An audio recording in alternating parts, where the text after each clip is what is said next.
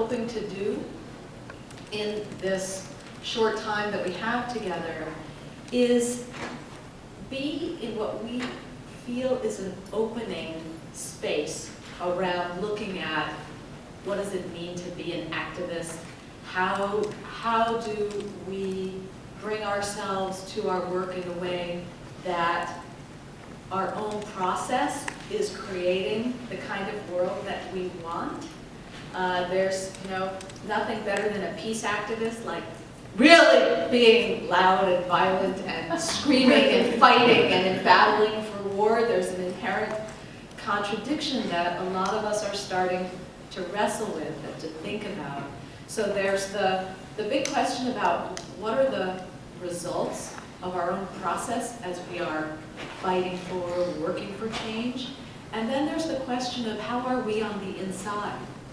If we're trying so hard to create a world that is more just and fair and peaceful and loving and compassionate, what's going on the inside of us?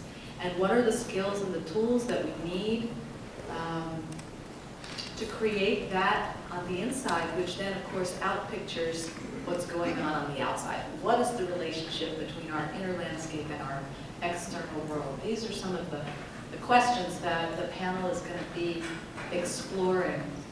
And I want to just kick off a little bit by telling you how this panel came into existence. And it requires a little bit of personal context, which is that I had been, for like the first 20 years of my professional career, a professional advocate. I was born, my parents were civil rights activists, and I went to law school, and I worked in the state legislature, and the city council, and I went to work for getting close to a decade at Planned Parenthood, and was deeply immersed in sort of the traditional modes and mechanisms of activism.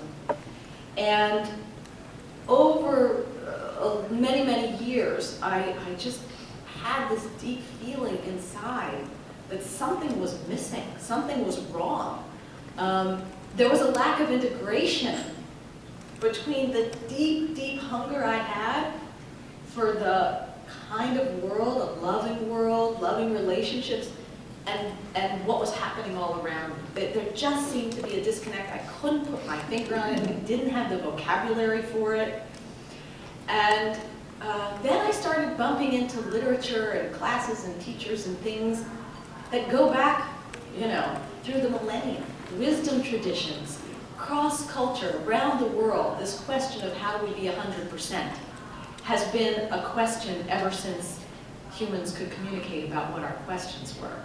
And I discovered a place called Omega Institute, which is where I've been working for almost the last 7 years.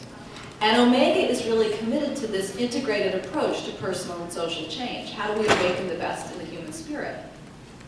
And as I got to know the many, many teachers who come through Omega, and all 3 of my co-panelists have been teachers at Omega, one of them who I met was Sharon Salzberg. And, I was introduced to her. Oh, let me introduce you to Sharon Salzberg. She's a leading meditation teacher in the United States. Hi, Sharon, nice to meet you. And we went away, merry way, a couple of years in a row, see Sharon at Omega. Hi, Sharon, nice to see you. Yes, nice to see you. And then, even though I was and am very immersed in Omega's work, there's that piece of me, that activist. You can't take the activist, the action out of the activist person. So I began coming to the Netroots Nation Conferences, which began, I think this is the 7th or something, and I've been to many of them. And I was walking around, didn't really recognize many people, but walking around and literally, like, whoosh, we back into each other. And Sharon looks at me, she's like, what are you doing here? And I'm like, well, what are you doing here?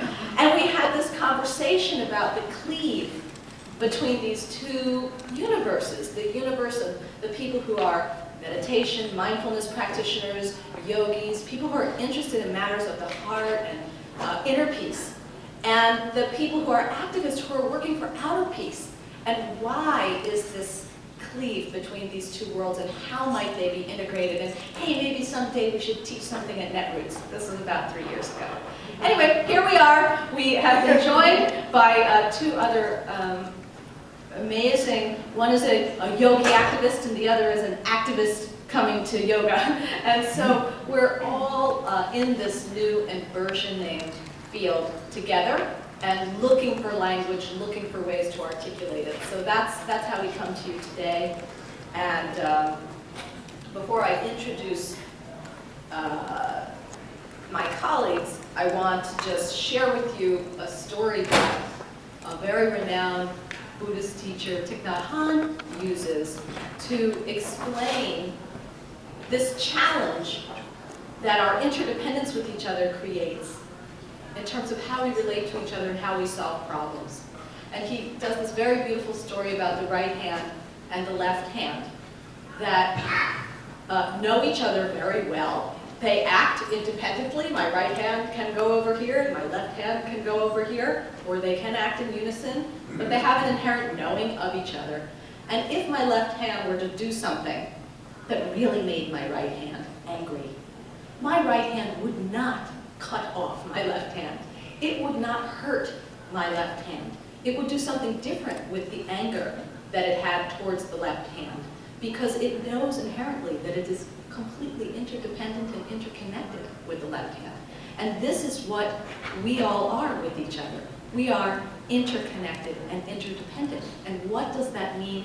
And the questions that we're asking are, what does that mean for our activism as individuals and as a collective trying to build a better world? So how is everyone doing this morning? Good? Great. So I'd like to talk to you a little bit about my work, and then we're going to do a little movement. Don't be alarmed. You don't have to do it. I'm just going to invite you to do it along with me. So a little bit about my background, as Carla explained. I was born in Toronto and born during the civil rights movement. And I must have come in as a baby with 2 fists up, ready to fight. So I don't know if it was the energy from my Scottish-Irish grandmother with the fiery feist, or my Jamaican rebel background, or my parents both being civil rights activists. But I certainly was born into a family with great teachers, my 2 parents. And my parents really overcame a lot of discrimination. I grew up in an all-white neighborhood, and it was tough. It was really tough, and I feel very blessed to have learned tools at a very young age how to deal with discrimination and how to become an agent of change. And my mother, who was, let's just say, she was of mixed race, and she could pass for white. Her siblings all married someone of European descent, so my cousins are all blonde, blue eyes. My first cousin's on my mother's side. But my mother chose a different path. And she married my father, who was of Jamaican descent, very dark, very, very dark. So during segregation, they had a lot of trouble. So I remember my mother, as a small child, I remember kids used to tease me, and so there was a lot of difficulty there. And my mother gave me some really smart tools. And I'd say, Mom, I was 3 years old, I remember this. Kids called me chocolate pudding at school. And she said, sweetheart, just call them Snowball. and maybe that's not the best tool, but she really taught me how to build my emotional intelligence. So we have our IQ and the EQ of becoming self-aware. And so I remember when she was a politician, and she was her constituency was about 70% Jewish. And her opponent said that she was anti-Semitic. Now here she was a human rights commissioner, but he was desperate. So he decided, let me just tell everyone, spread the rumor that she's anti-Semitic. So I watched my mother navigate through the situation. And, you know, a lot of anger arose. I remember feeling really angry. How could he do that? He was pulling down her signs, and I said, Mom, go fight him. And she remained very calm. And I always like to say, like water off of the duck's back. She just stayed within her inner calmness and peace. And within a day, one of Canada's top rabbis, Rabbi Cloud, endorsed her on the front cover of every newspaper. End of story. Done deal. So she had the option to go and fight with anger, stoop to his level, and it gets dirty and it gets very messy, and really no one gets anywhere because there's no way to win. But when you stay in grace and in power, that's when you can transform. So I learned at a very young age to transform with compassion. But then there was my own transformation because I really didn't like myself, because my skin was too black. My thighs were too thick. My hair was too curly. So I had this feeling, and on several levels maybe I felt good about myself, but deep down I really didn't feel that good about myself. So I was apologizing for who I was, because when I go into the black neighborhood, I wasn't black enough. When I'd be in the white neighborhood, I was too black. So I couldn't quite figure out where I belonged. So I apologized for who I was. I let myself shrink down, didn't want to shine my light. So by doing that, I started, I smoked, I drank, all kinds of things to abuse myself, to prove that I could be cool, right? So that wasn't really sustainable. So I had to go into my heart and really figure out how to get back on track. And Alvin Ailey, I remember seeing Alvin Ailey when I was a little girl, and just seeing the power and beautiful images and the spirituality and the will and grace in motion. And so I auditioned for Alvin Ailey, and I went and trained there. And from there, I learned about yoga. This was over 20 years ago. And yoga has been a wonderful tool, a wonderful practice for me to be able to remove the obstacles within myself. And the biggest tool that I've learned is the tool of non-judgment. Because the first thing that I want to do is I want to judge myself. I want to say, I'm not this, I'm not that. And then I start judging other people. She's not this, she's not that. And that has been something that I work on every single day. And through yoga, the idea is the word comes from yoke, to unite. So I was thinking in my meditation this morning that we're all like an egg when we come into we are eggs actually. When we come into this world, so we come in whole, and then something happens to us along our process. We have things happen, and we're like Humpty Dumpty, and we fall off the wall. And we shatter into many broken pieces within ourselves and outside. And oftentimes, as I've learned along this journey, that the internal, what's going on, the internal terrain, and the external terrain, the external is a direct reflection of what's going on inside. So when I'm fragmented and feeling disconnected within, I'm feeling fragmented and disconnected with my community, with those around me. So the practice of yoga is to unite the mind. First it starts with the thoughts. So when you go into the poses, the asanas, and you connect with the breath, and breath is life.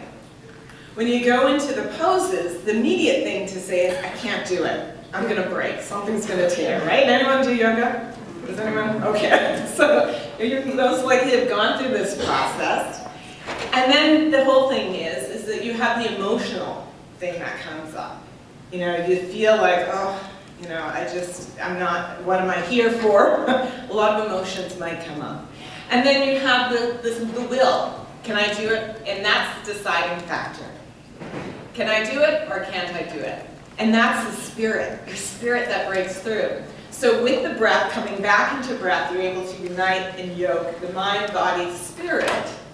which connects you to your purpose and coming into activism from the inside out. From that note, I'm not going to take up all the time, but I'd like to share a couple of tools with you. So I invite you to put your feet flat on the floor. And take a moment just to close your eyes and to connect with your breath. And to feel yourself in your seat in this present moment.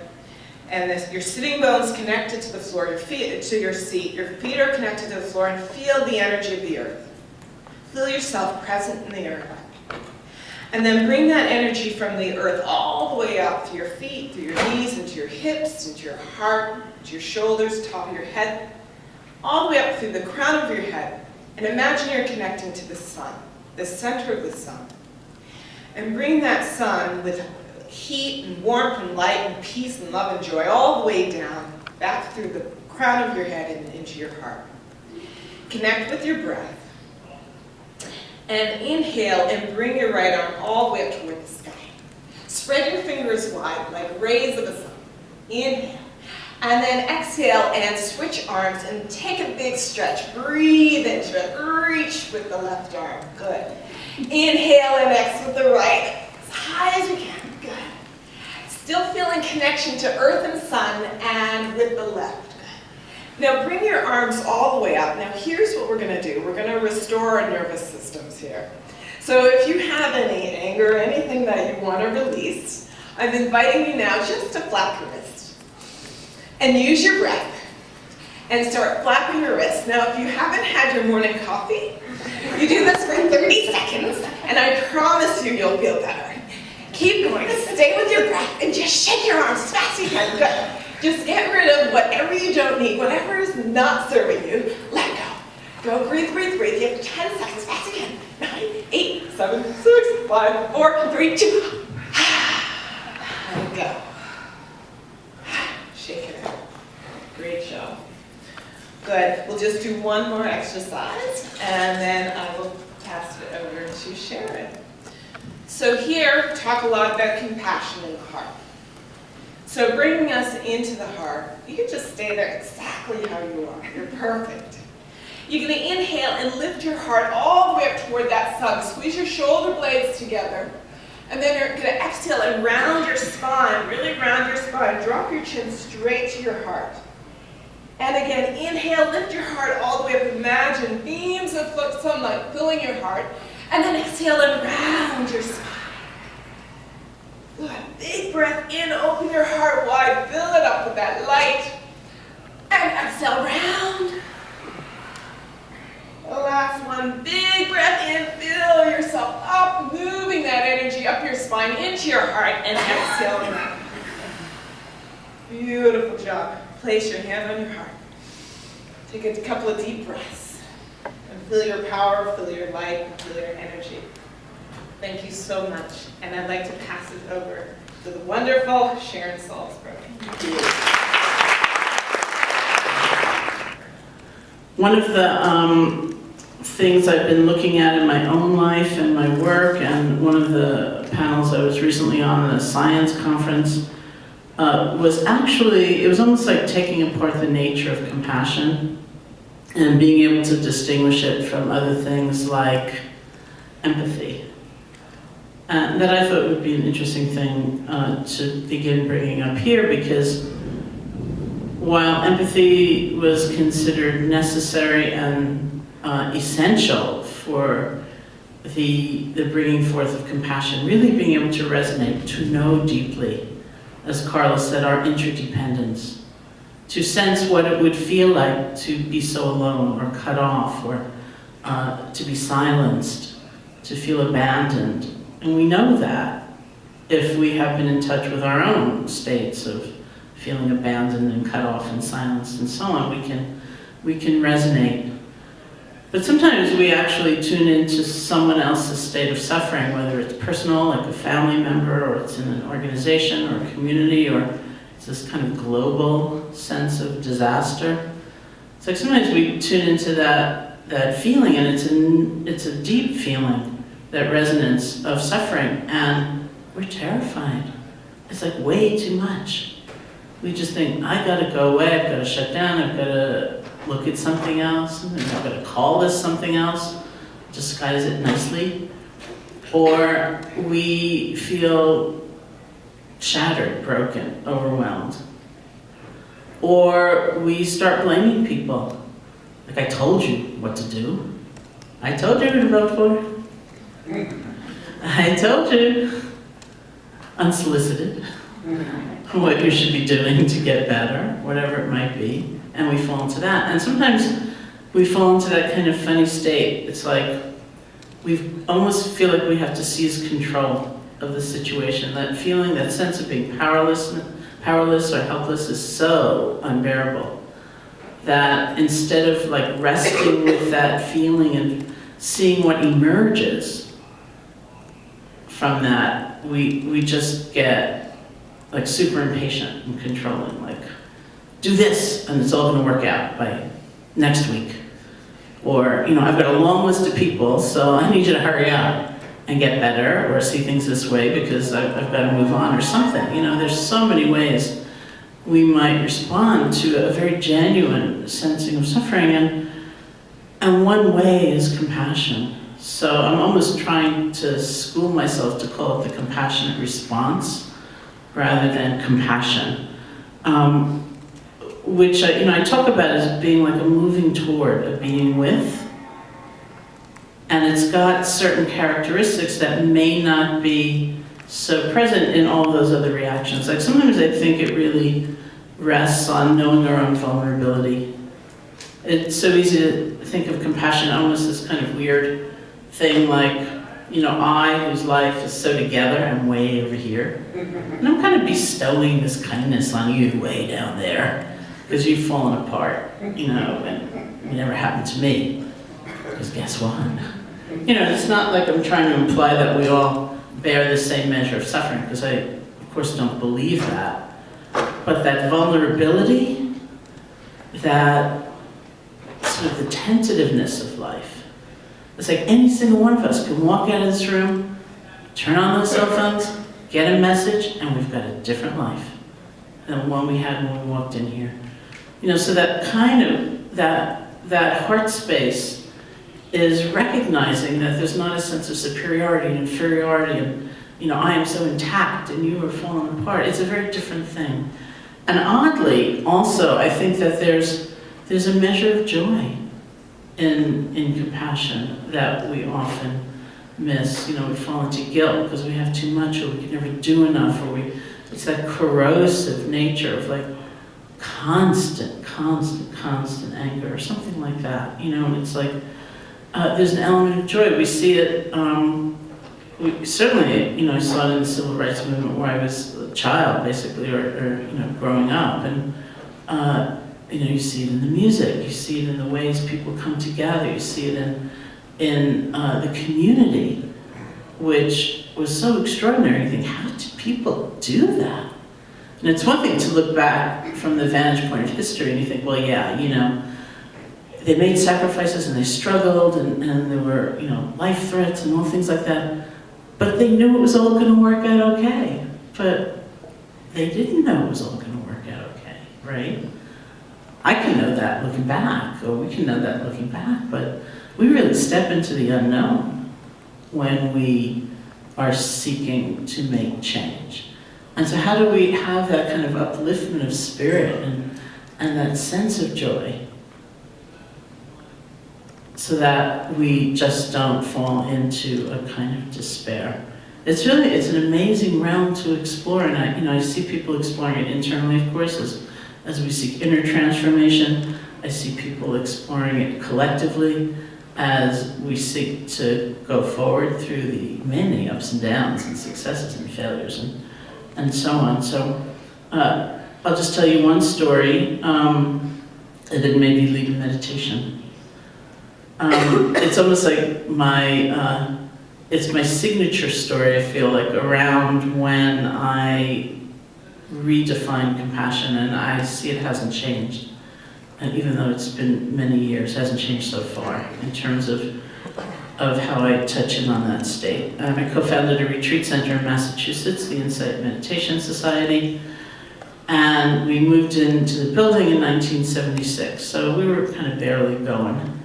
And we were very young. I was 23 when we started the center, and hardly knew what a mortgage was. It was kind of extraordinary looking back. And so 3 years down the road, we heard that the Dalai Lama was coming to Amherst, which is about 40 minutes away. And being young and brash, we sent off a letter to the private office and we said, we're like a Buddhist center too. You know, maybe he'd like to come here. And to our amazement, we ended up getting a letter back saying, yeah, he'll come. So then we had to scramble, you know, and put something together.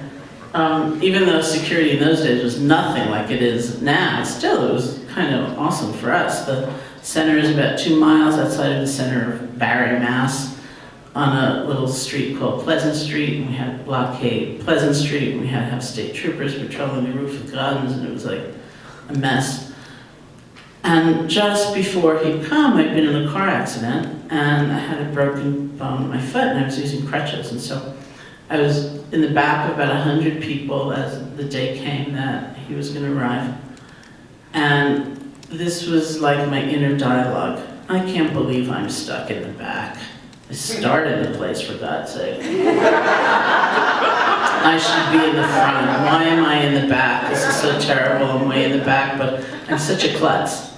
You know, that if I'm in the front with these crutches, I'll fall on my face. It'll be totally disgraceful. I better stay in the back. Oh, but I'm in the back. That's so terrible. I hate being in the back, but I can't go front. You know, so that was my inner state. So. And then his car pulled up, and he got out in the midst of this like crazy zooey scene, all this stuff going on. And he often, to me, just seems to have a kind of instinct for who in a crowd is like suffering the most, and he just goes there. And he came up to me, he cut through like 100 people, and he came up to me, and he took my hand, and he looked me in the eye, and he said, what happened? And that was the moment. Because I realized he couldn't make the injury not have happened, and he couldn't make me any more skillful in my use of the crutches, but that horrible feeling of being so unseen, so stuck in the back, so uncared for, it was gone. So that, from that moment in time, it completely redefined my sense of compassion. Like that complete being there, not knowing. And not being able to instantly fix it. Perhaps it doesn't mean you don't do anything, but what we do from a different place. You know, from that place of emergence in that complete connection. And that itself, I think, is a source of great joy. Okay, so I want to do my very favorite reflection with you, which reflects my worldview and a kind of non-sentimental sense of these states of interdependence and love and compassion. So you could just sit comfortably. And I just want you to start bringing up to your mind anyone who's involved in your sitting here in this room right now. Who comes to mind?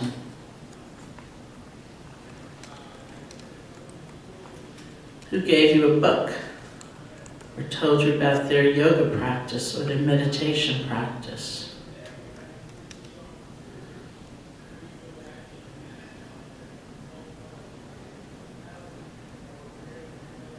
Because really none of us is here in isolation. We're here because of a confluence of relationships, connections, causes, conditions, interactions, conversations. That's this moment in time. It's like an ocean of connection. So who comes to mind?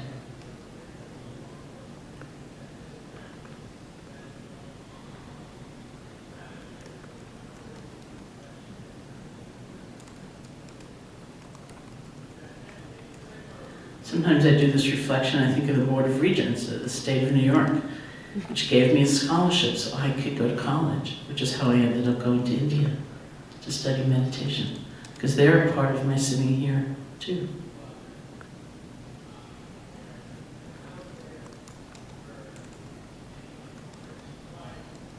And sometimes I do this reflection and I think about those people whose behavior I find really quite obnoxious. Not just the irritating ones, but those times when I feel like I've been brought to an edge. So I almost said, you know what? I will never be free until I can see this in a different way. Because they're a part of my being here too.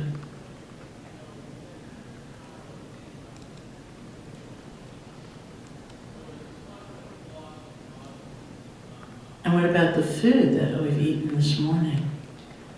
Even if it wasn't a distinct animal product, someone planted a seed in some soil within which creatures live. Someone harvested that crop, transported it, provided it to us one way or another.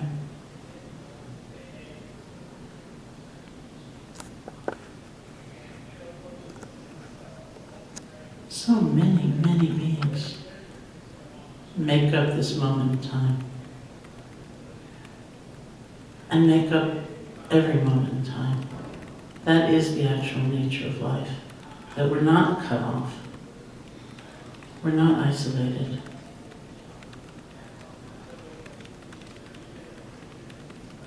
Knowing that is wisdom, the heart's response to that is compassion.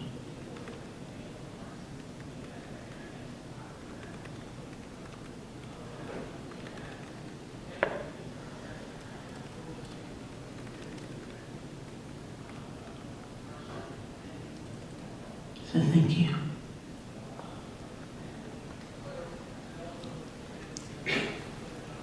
Gratitude to my sisters for making this space possible. Gratitude to all of you for coming and sharing this space with all of us today. I want to start with a story that exemplifies where I began my journey of activism and human rights.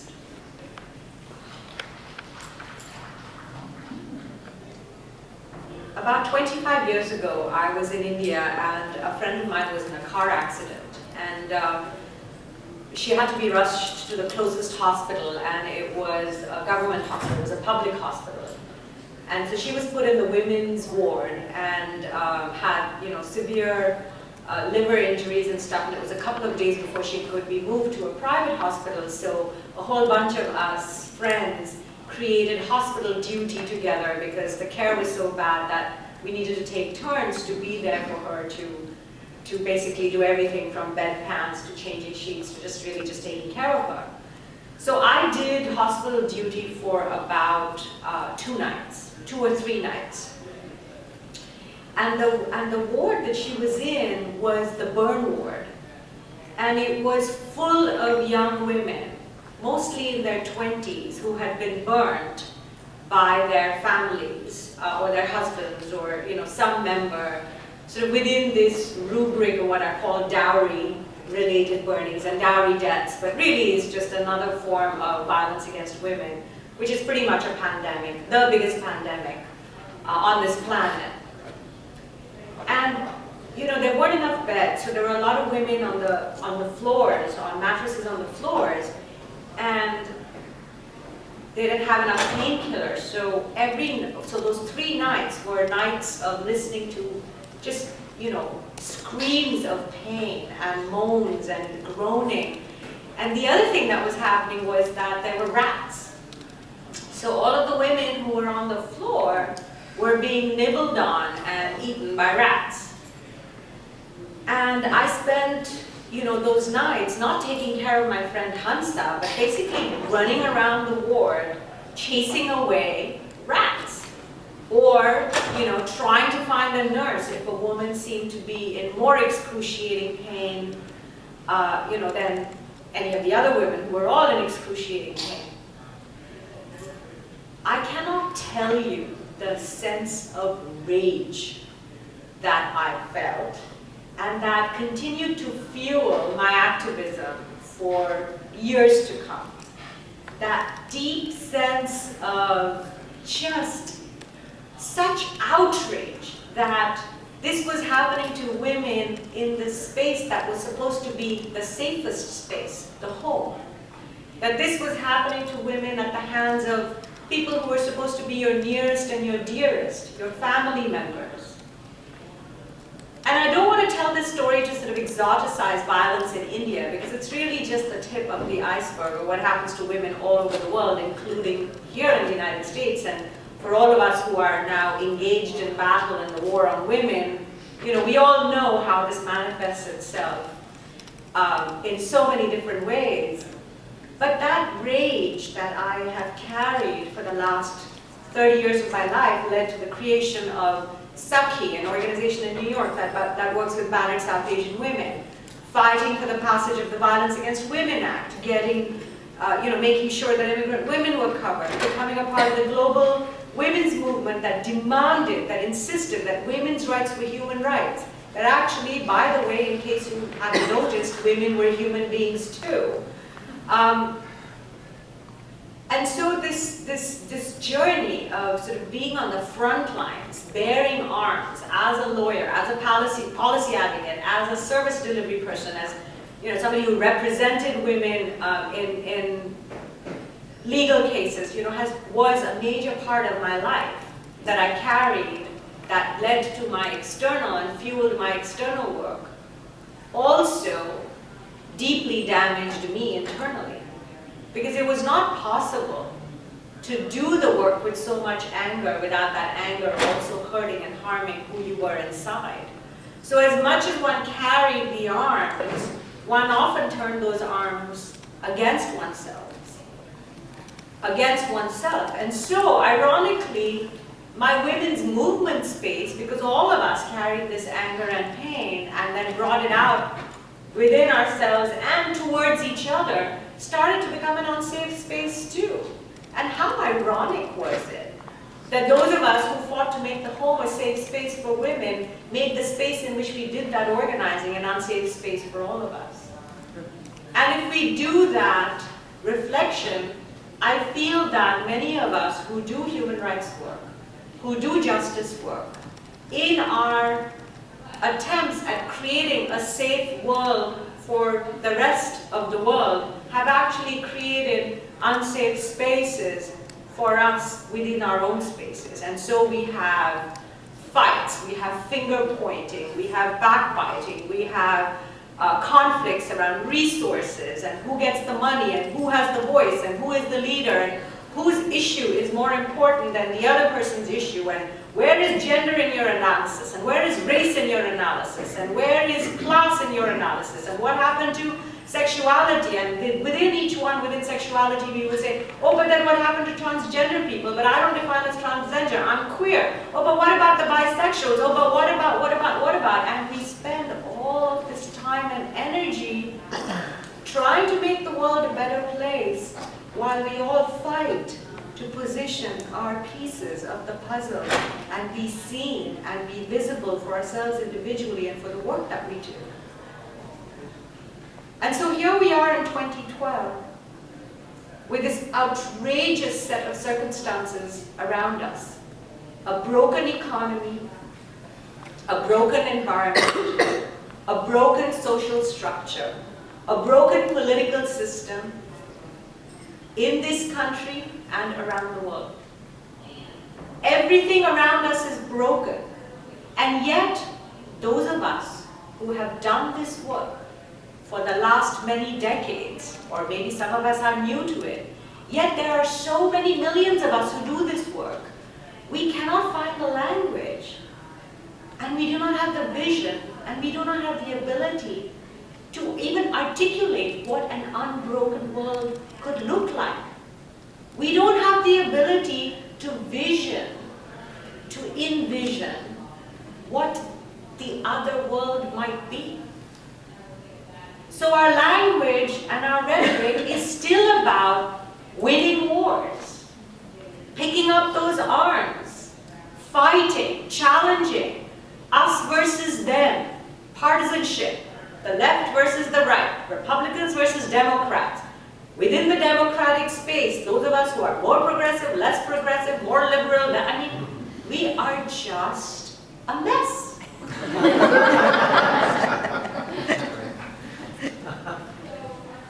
We are also profoundly wise and amazing people. We are also people who have brought the service of our work and ourselves and who we are to some vision of a world where values of justice, equality, of peace, of dignity make us get up every morning and do the work that we do. And the space that I find myself in today as a human rights advocate is this journey of trying to figure out, how do I bring the grace, the love, the compassion of the world that I imagine into my world, into who I am and how I do my work. And so my sisters are part of my journey of learning. I do not have their words. I do not know their practices. I cannot lead those practices. All I know is that my vision of human rights has to begin with the notion of the inherent dignity of every human being on this planet, that includes myself. That human rights actually have to begin at home. That if we want to manifest a world where everyone has the right to food, shelter, political opinion, religious opinion, sexual freedom, religious freedom, all of the things, a safe environment, that if you want to envision a world of human rights that we all want to see manifest, that we actually really have to begin some part of that journey with ourselves. And with ourselves in terms of how we are to ourselves individually, how we are to one another within our families, in our workplaces, in our communities, certainly in our political spaces. And that's really all I have to say. Thank you.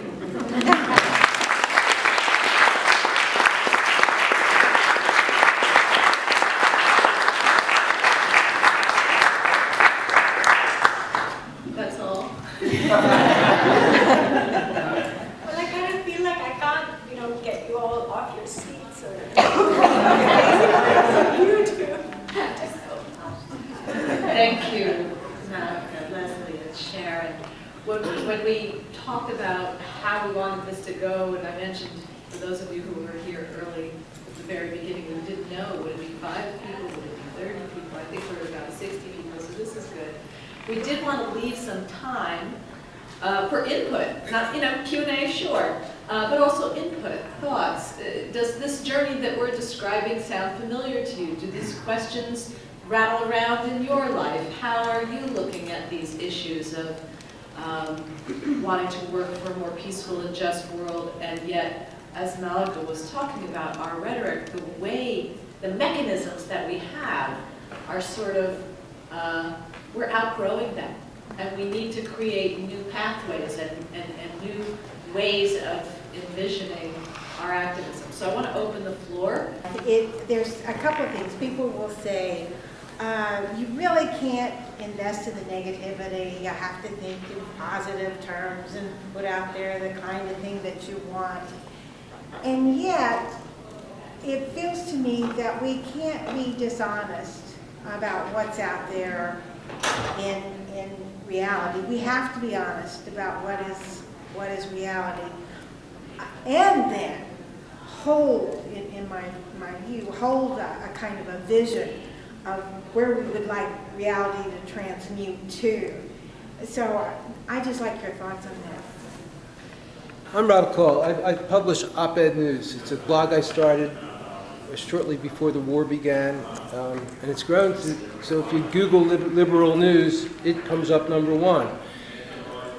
And before that, I worked for decades with biofeedback and positive psychology. But it was outrage that brought me to activism.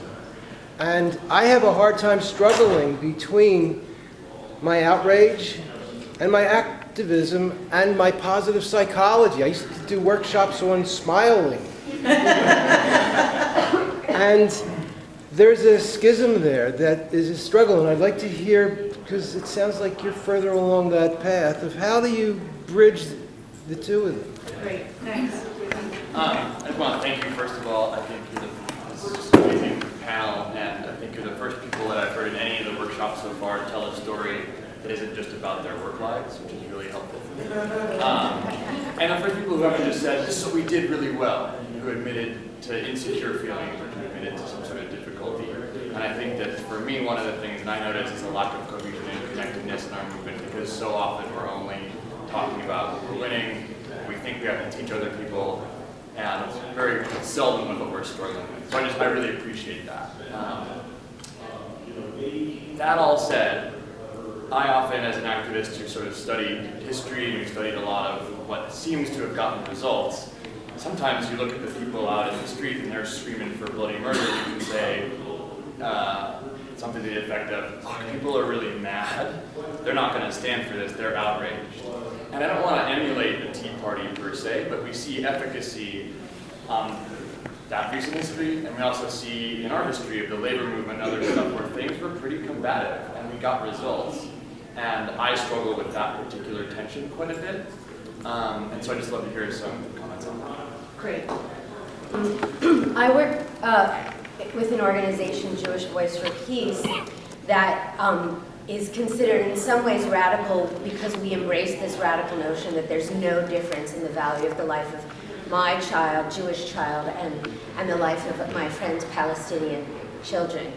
And it's a very intense emotional world that we operate in, clearly. And we struggle with many of the things that you're talking about, and I really deeply appreciate it, and this idea of loving transformation, but also holding power accountable. And there is a tension here. And in my world, I see what I both love about what you're saying and what I want to ask you about is the potential for the co-optation of the language of we are all connected in universality, because I see that happening as well, and when it lacks an analysis of power, it doesn't move us forward. So how do you balance those? Excellent. In between signing up for this and not knowing why I was coming to Netroots Nation, I was asked to become a blogger for spirituality and health. And so I'm beginning this journey, but my work for a lot of years has been in publicity and public relations. And so the questions I'm living that I hope you'll riff on and think about with us are the sort of, our spiritual practice tells us that we're all one.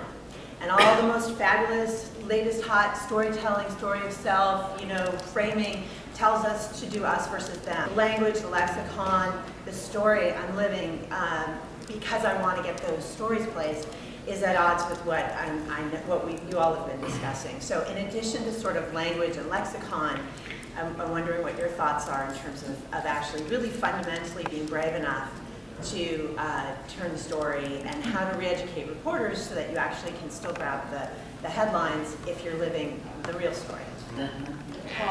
We are at the emergence of something that is changing the way we do things. So hopefully we're all going to be able to think about these questions together a lot longer than the next 8 and now 7.5 minutes. I want to just start by responding to the very last question about press and media and language, just because it's the thing that I'm living in right now. At Omega, we're starting a women's leadership center that's very focused on talking about how we change the nature of power, how we actually use leadership to do power differently, power with, not power over.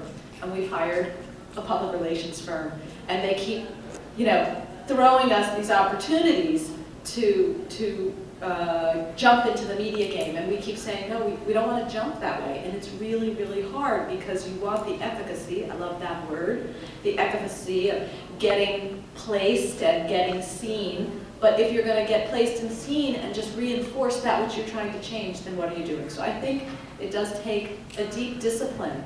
And that discipline also has to do with the ego.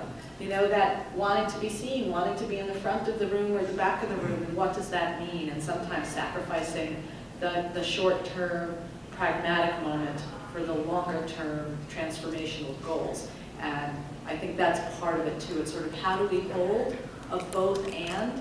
How do we judge and be very discerning in the moment? Is this a pragmatic pragmatic thing I must do for the efficacy of, and what's the trade-off for the long-term transformational vision, and move back and forth. This is not an either-or situation. I think we need to be living in the both and. So now, who on the panel wants to respond to some of this stuff first? I do not for 1 second in my transformation from rage to love and compassion want to lose a power analysis in my work. I think that if we are to imagine a transformed world, then that means that structures that oppress and disempower need to be restructured or broken down or reimagined. And without an understanding of how the structures in our lives perpetuate all of the pain that we are struggling against, you know, we can't dismantle them. I think that the both and approach is about understanding that while we deal with structures of oppression, that actually each one of us embodies them within ourselves. So as we dismantle that is the other, we're also dealing with ourselves individually, and let me make that a little bit more explicit. So I'm a woman of color. I'm a woman. I'm an immigrant. I come from the global South. I live in the United States of America. I can create a whole narrative around my victimization with all of those identities. I am also a Hindu. I am also upper middle class. I have also studied at all of the elite institutions in this college. I have a law degree from in this country. I have a law degree from NYU. And I live a life of privilege that is defined by my class access that I need to own as well. So if I talk about myself as a human rights advocate, and I talk my understanding of intersectionality is that my intersections include both aspects that are victimized, as well as aspects that may victimize others. And so if you enter the social justice journey, understanding that you in yourself hold these realities within you, then it isn't just about the other. It isn't just about what someone else is doing.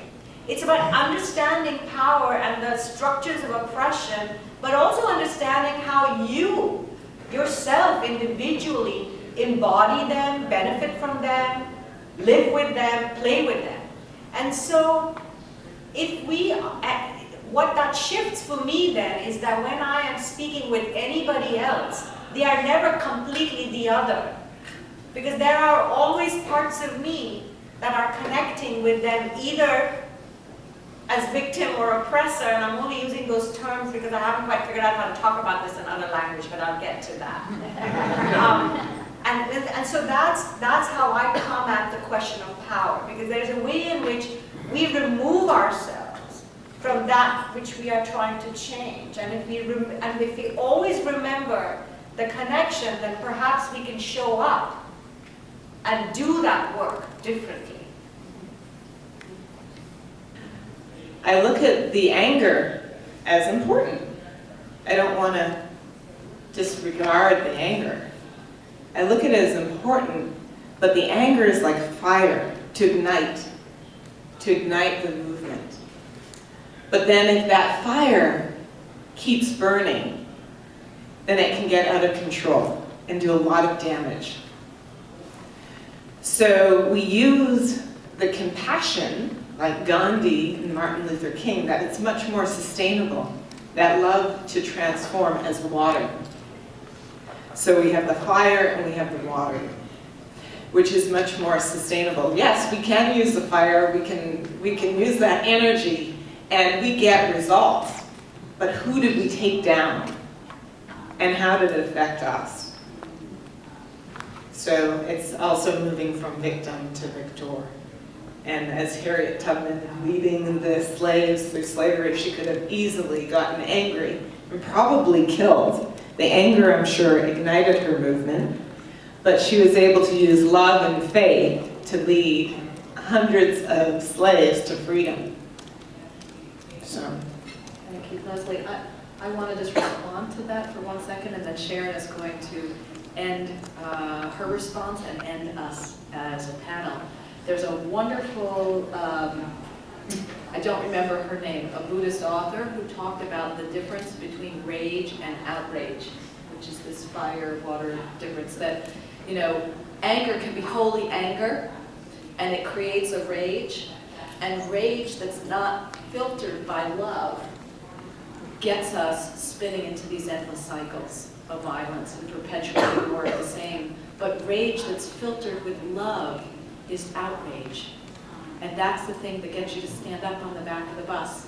That's the thing that gets, you know, when you're funneling your outrage through a lens of love and compassion, it really changes our process. It changes our outcome. So I always love that, that language comparison. And so now I'm going to turn it over to Sharon to give final responsiveness and help us close out our time together. Okay, well, I too hope that this is the beginning of an emerging dialogue, because I think it's fantastic. We can all help one another, I think, quite a lot. I had written down a quotation from Martin Luther King Jr., which I didn't get a chance to say, which was, "Power without love is reckless and abusive, and love without power is sentimental and anemic." And I actually had a chance, I spent some time with Miles Horton, who was the founder of the Highlander Folk School, where many of the civil rights leaders trained, and later leaders of the environmental movement. And he wasn't that interested in meditation, really, but I asked him how he found resilience, you know, like how he kept on going, because that is quite a struggle. And he said, "I go to the mountains. I look at the mountains." He said, "I couldn't do what I do without the mountains." And then I talked, because so much of what I do is loving kindness and compassion meditation, and we talked about that a little bit, and he said, Martin Luther King, he said, "Marty used to say to me, you gotta love everybody." And I used to say, "No way."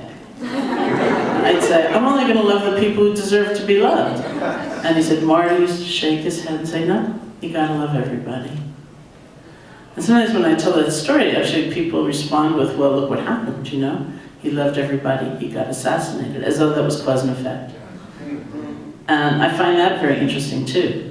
You know, that instead of seeing love as a power, we think it's just going to bring you down. And that, I think, is part of, you know, as though if he'd been hateful and vengeful and all that, he would have been fine. You know, so I think part of our issue is it's almost rehabilitating the nature of love and our understanding of love. So it's not seen as just something so meek and petty, and understanding it as the force it actually can be. But that, you know, these are questions. It's like we're left with lots of questions and things to look at and explore. And I just wanted to say a little bit about the positive psychology, because my last book was called Real Happiness, not through my choice. It was a title the publisher came up with, and I was like, I don't know if I want to get on the happiness train, and it's a little superficial. And then I went on a book tour, this was last year, which was like, you know, a very quick succession of lots of cities, and I'd go places and people would say, "Oh, that happiness thing, you know, it's like so superficial, it's so selfish, it's conflict avoidance, you're not going to look at the terrible pain and suffering that is, you just want to be happy," as though it was only pleasure seeking. And city after city, people would say to me, "Well, haven't you ever seen the bumper sticker that says, if you're not depressed, you're not paying attention?" And I'd say, "Well, yeah, I have seen it, and it makes a lot of sense to me, and besides they told me that in the last city. But, you know, what about when we are depressed? What about when we feel so broken, so exhausted, let alone broken, I'm just so tired, that we feel we can't go on?" I mean, that obviously doesn't serve us, and it doesn't serve anybody else either. So if we could, I'd like to reclaim words, actually. It's one of the things I actually try to do. Like love, or loving kindness, like faith, like compassion, like happiness. You know, then I think we will have a sense of a different path going forward for each of us and something that we can share. Okay, thank you. So why don't we just sit together for a few moments.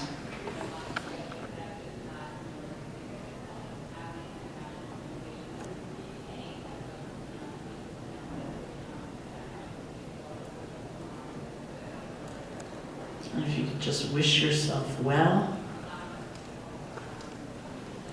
to be joyous, to be resilient, to be courageous.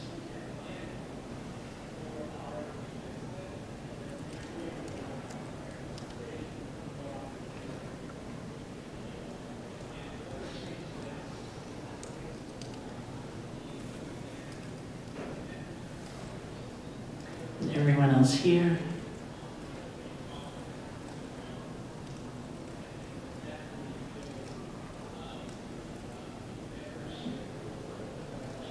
All those who've helped us be here.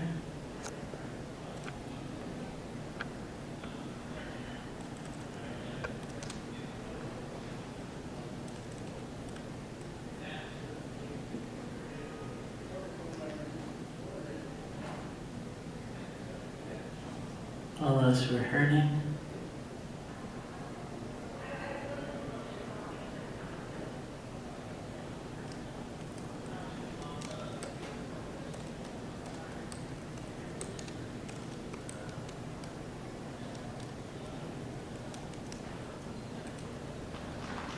And all beings everywhere.